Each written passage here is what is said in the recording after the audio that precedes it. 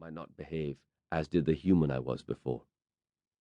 In that sense, the fragmentary and of the moment nature of the pieces that constitute this book brings with it, I hope, a different type of honesty than a book that is conceived as a whole and executed in a single effort.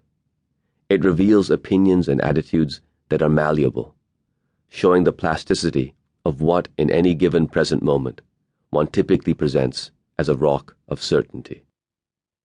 But it reveals consistencies too, themes that reappear again and again in pieces written at different times for different publications in different places. Over the past 15 years, I have lived in 3 cities, Lahore, New York, and London.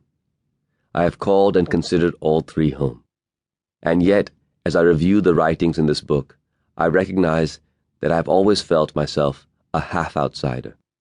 The pieces here take different forms. Some are lengthy essays, others are focused op-eds, others still are small fragments, just a page or 2 long. But all of them, I think, are the dispatches of a correspondent who cannot help but be foreign, at least in part.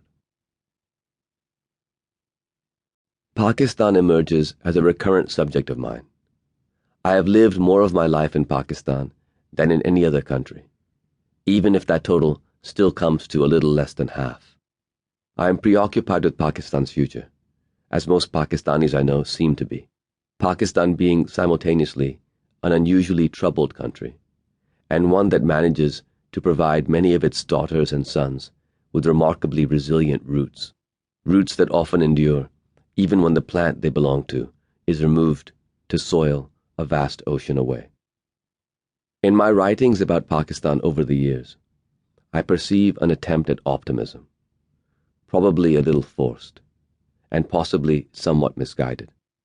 I have often noted the potential for changes for the better that, in retrospect, have not occurred.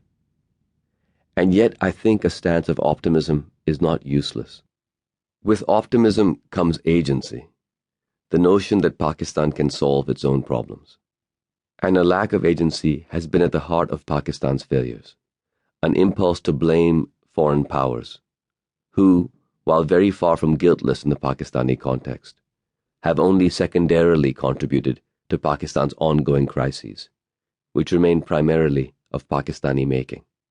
My position has been that foreign powers should resist the impulse to intervene in Pakistan, and that Pakistanis should correct failed Pakistani policies and attitudes themselves, rather than claim these are the best that can be hoped for, given the machinations of the outside world. I think Pakistan matters, not just to myself and other Pakistanis, nor only because it is beset with terrorism and possesses nuclear weapons, but because Pakistan is a test bed for pluralism on a globalizing planet that desperately needs more pluralism. Pakistan's uncertain democracy and unsteady attempt to fashion a future in which its citizens can live together in peace are an experiment that mirrors our global experiment as human beings on a shared earth.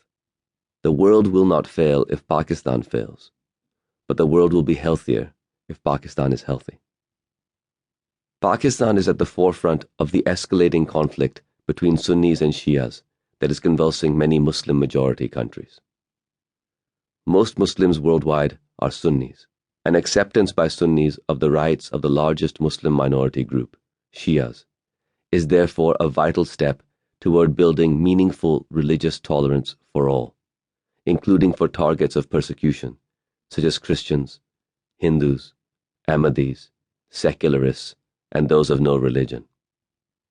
Pakistan is also one of many places whose citizenry is made up of a patchwork of intermixed ethnic and linguistic groups, as are, for example, the European Union, Ukraine, Nigeria, South Africa, India, and Malaysia.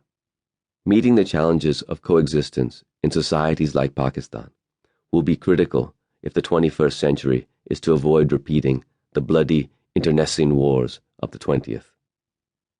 Sadly, Pakistan's history these past 15 years has not been very promising. Religious and ethnic minorities have been subjected to legal and political discrimination, targeted assassinations, and, in some cases,